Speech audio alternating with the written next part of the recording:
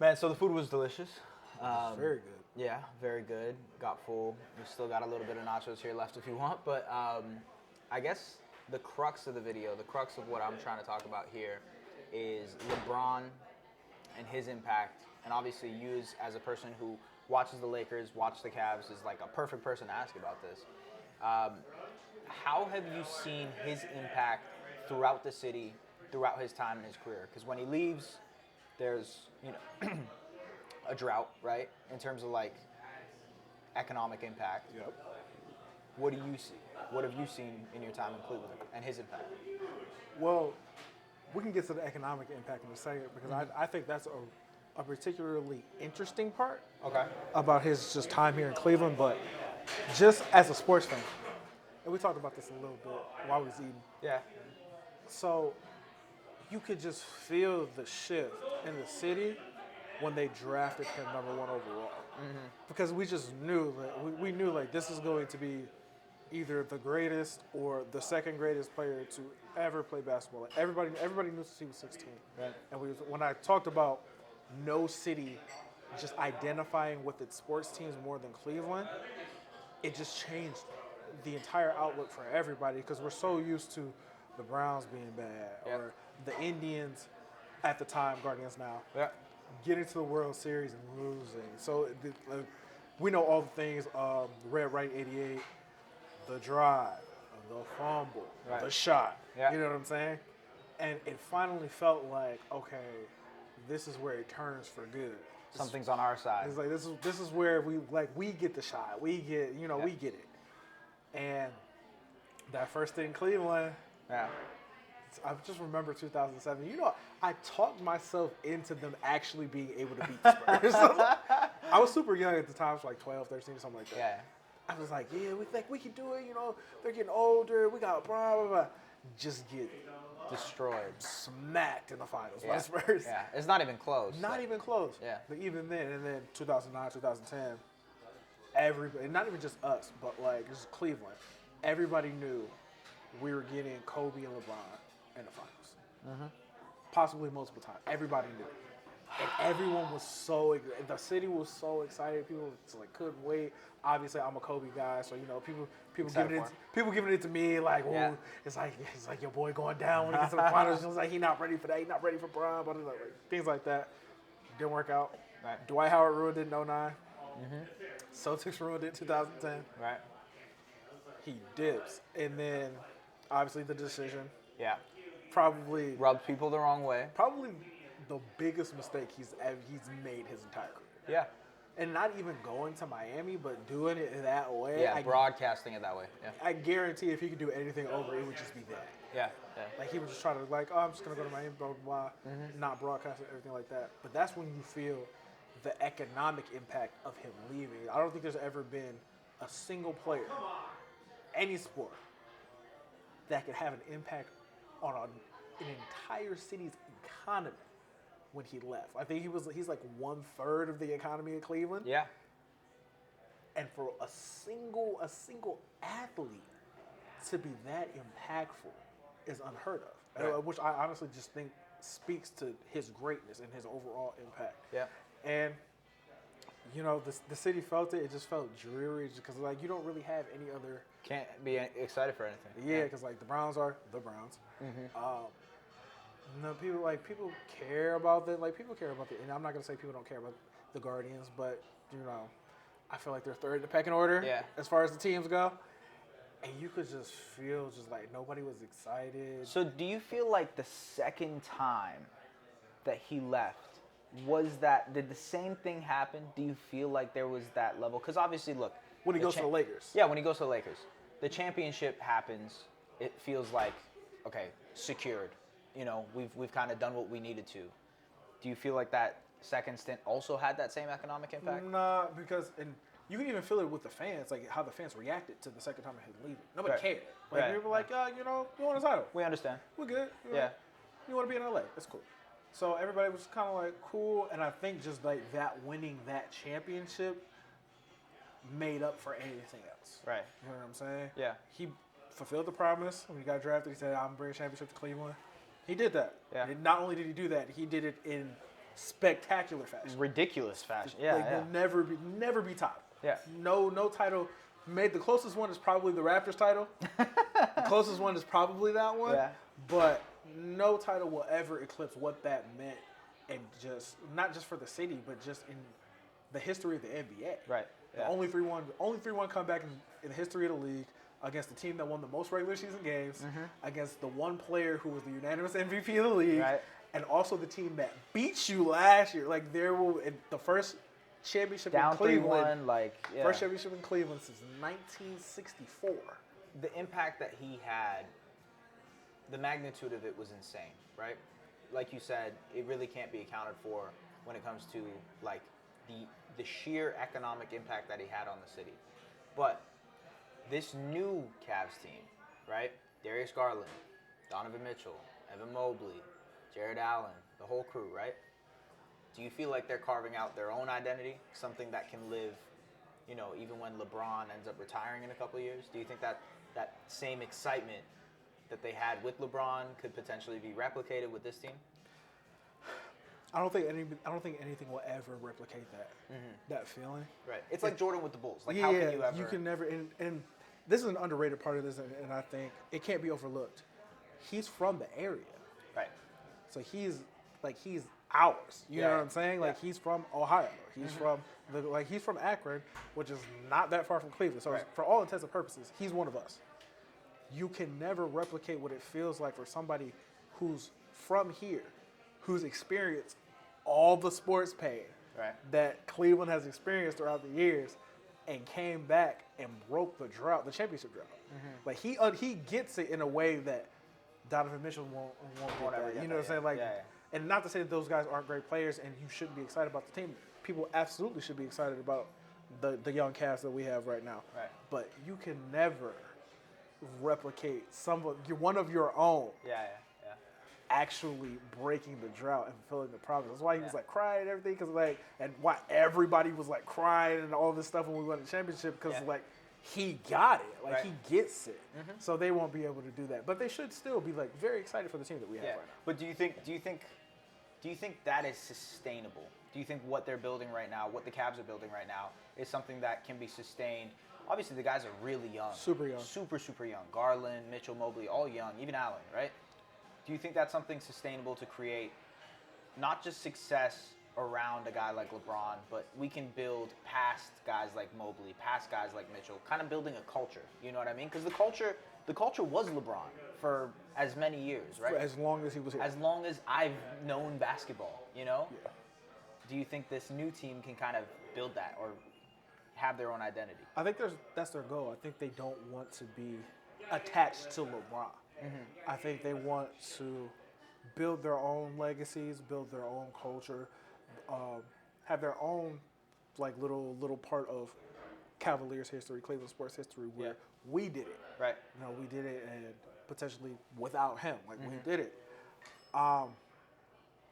As far as like the culture past Mobley, past Darius Garland, it would really just depend on if they keep Kobe Altman here, Right. who's the president of basketball operations for the Cleveland Cavaliers right now. If they keep him here, obviously going forward, I think that they'll be able to do that potentially, because I think he's done a phenomenal job since he's been put in the position of basically running things and running the team. Right.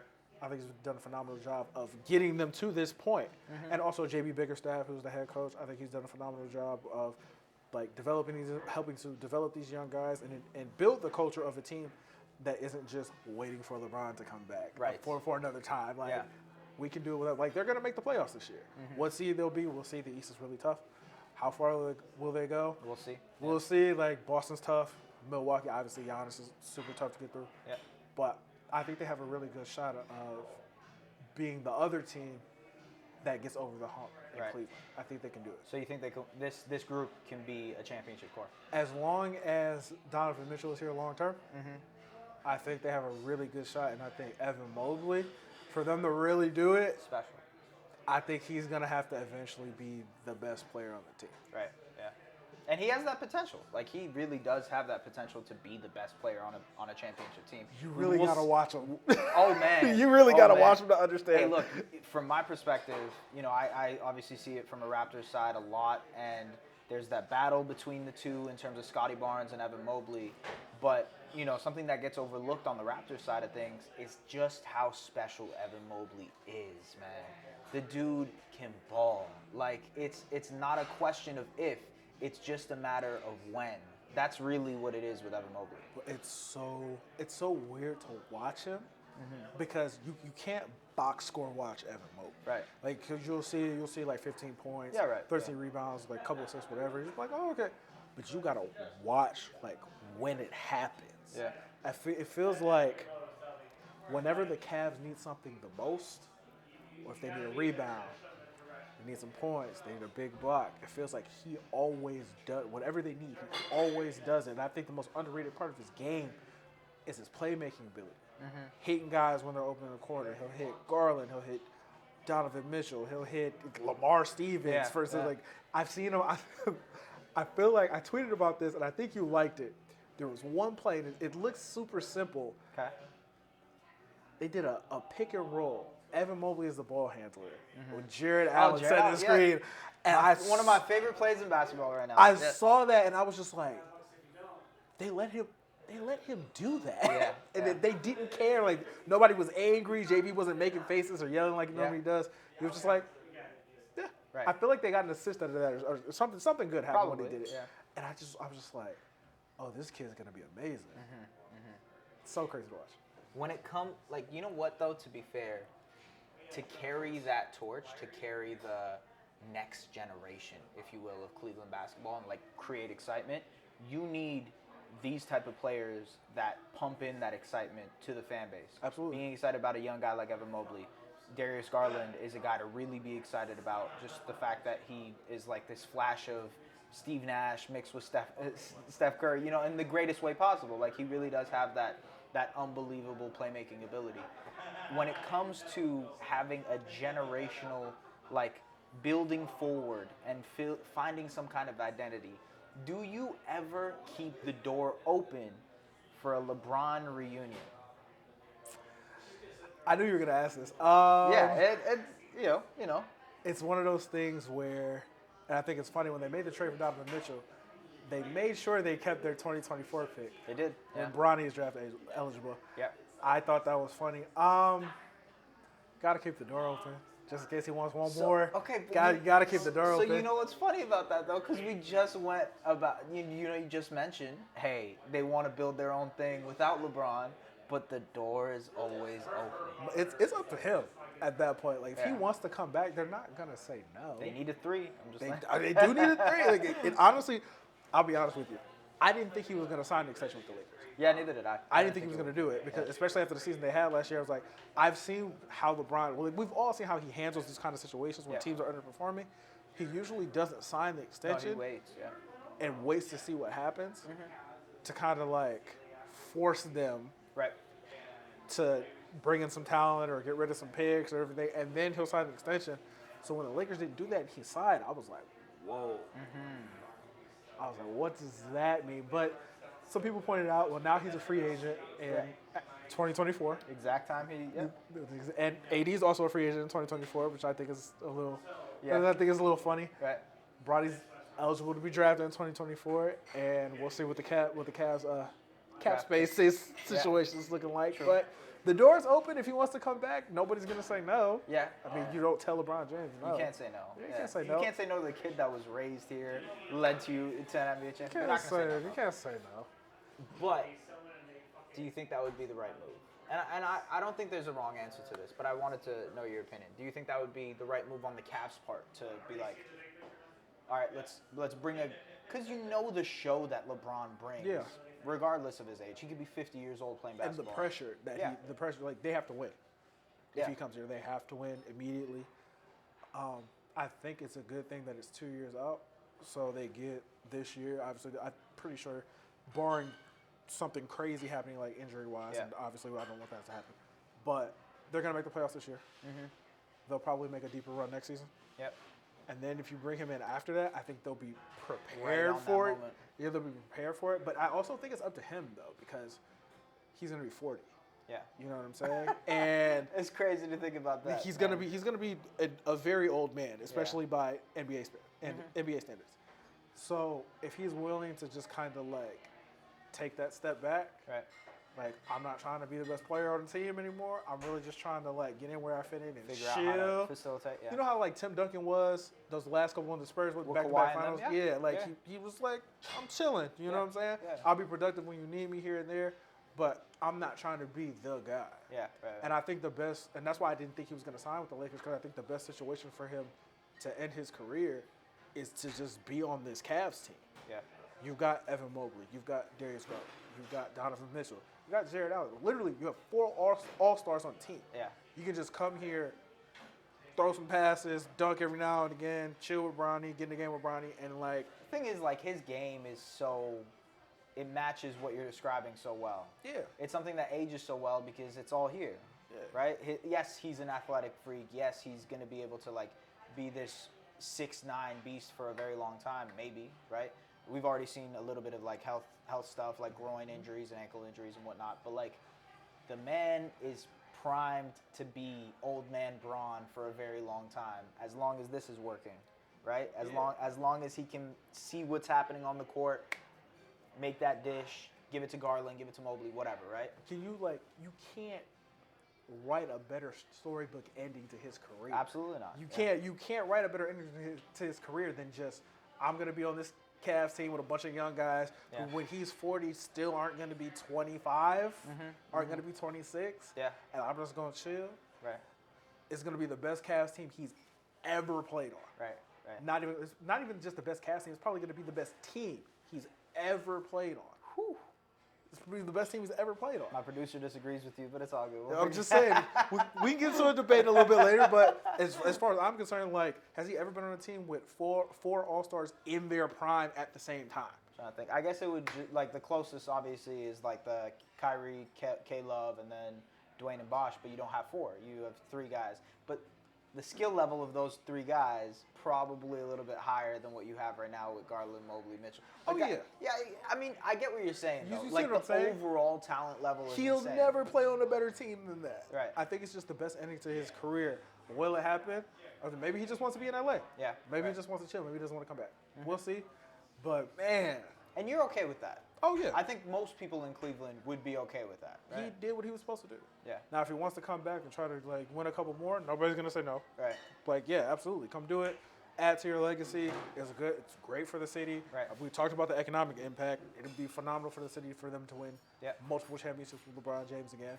Especially when you talk about like all the nationally televised games you get. Absolutely. People coming down here, like Shaq and Chuck and Ernie and everybody Yeah. being in front of Rocket Mortgage Fieldhouse, just laughing and joking and carrying on, those kinds of things. But hey, man, Yeah. either way, we're good.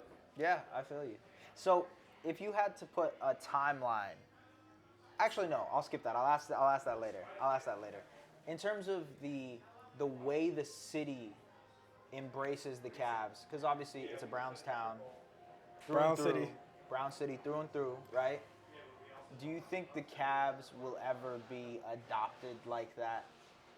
It's a long history they got to catch up on, but do you think they will ever get to that level? Because, like, yeah, do you believe that? I don't know, because it's so hard. Because Cleveland's a Brown city because of Jim Brown.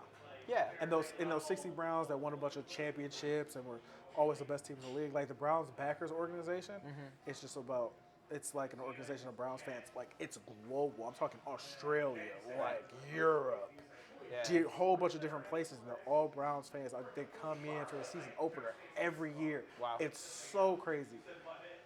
And that's the history from the 60s, before our parents were even thought of. You know what I'm saying? Yeah. I don't know if they'll ever be able to reach that, but the only way that they may be able to do it, they have to keep winning championships. Like it has to Build be, like a dynasty. It has to be undeniable. Yeah. To the cities and the fan base. If they had something like that, so like, if the Cavs would have beat Golden State a couple more times, I think they would have been there. You know what I'm saying? Because people would be like, well, we've won 3 championships. How can we not like love the Cavs when we love the Browns? Stuff like that. But it just depends on if they keep winning. Maybe they could get there, but it'd be really, really tough. It'd be really tough.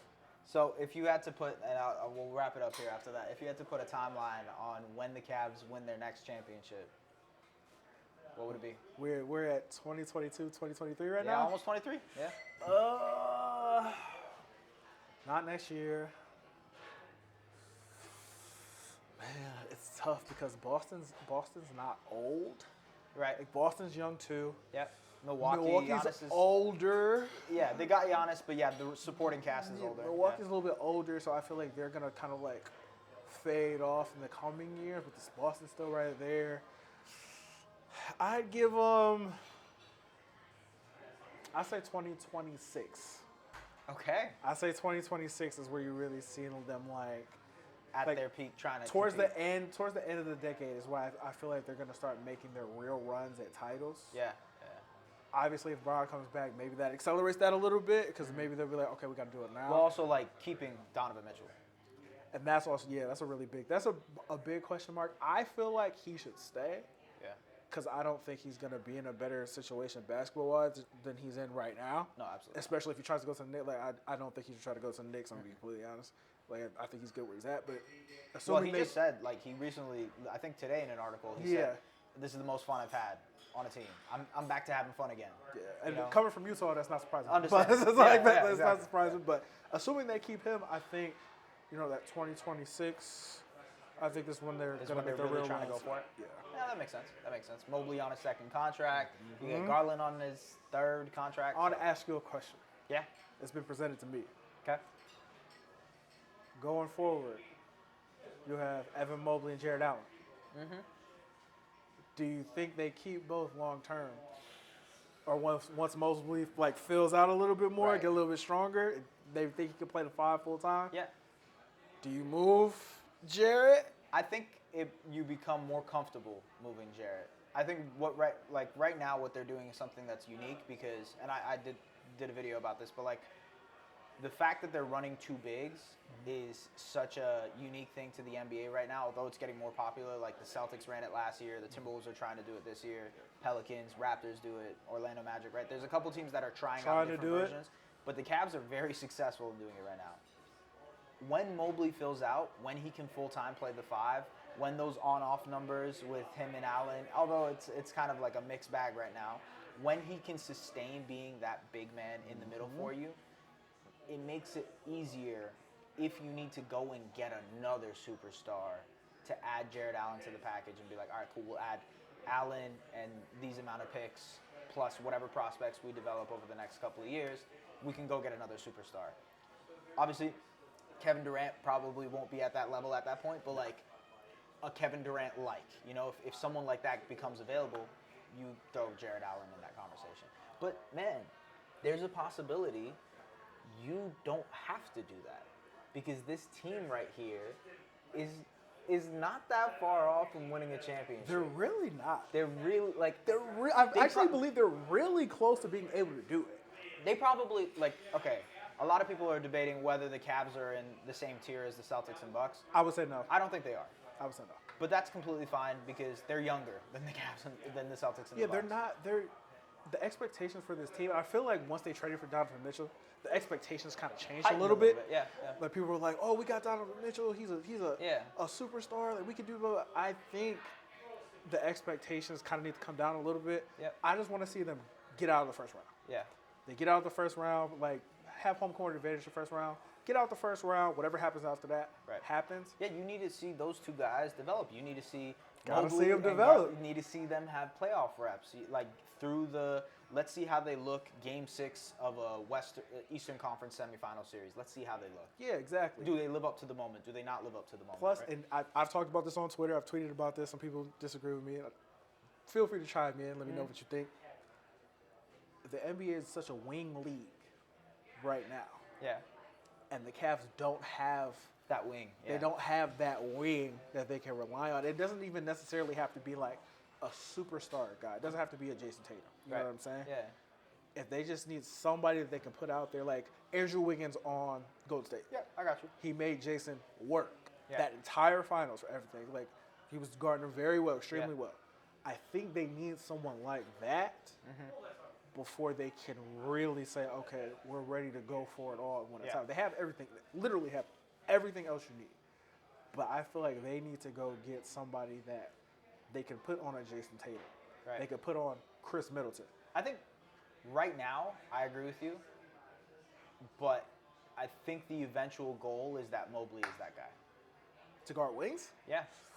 He can guard down, probably not like ones or twos, but he can guard your 3s and 4s a little bit better, depending on the size, depending on the speed, obviously. But like, I think the eventual goal is that he's going to be your defensive player of the year type, the guy who's going to, anchor everything.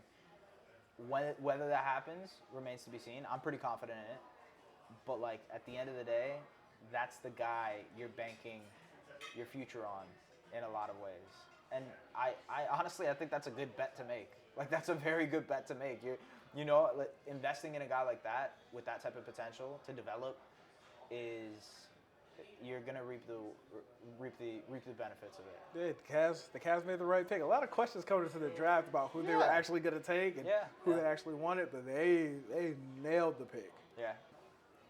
I guess that's it. Yeah, I guess we'll finish it off here. Man, I appreciate you. It's been a good conversation. Good time to catch up. I appreciate you coming out and having me, man. This is dope. Absolutely, man. Well, I mean, I want to get to explore and see Cleveland a little bit more, so we definitely will. We'll chop it up, see what else is out there. But yeah, man, I appreciate you coming out. Thanks for having me, my guy. Absolutely.